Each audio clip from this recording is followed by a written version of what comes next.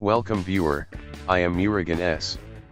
This video tutorial describes, Steam, how to change the default installation path for my games.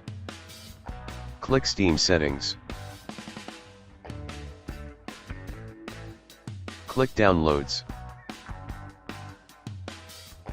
Click Steam Library Folders. Click Add Library Folders.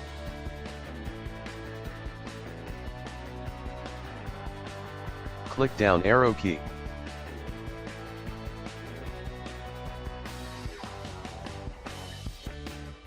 Select any other drive. Click New Folder. Rename folder name. Click OK. Click Select.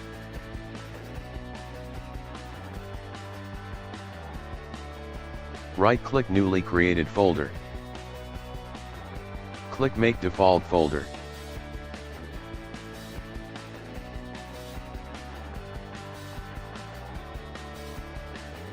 Click Close.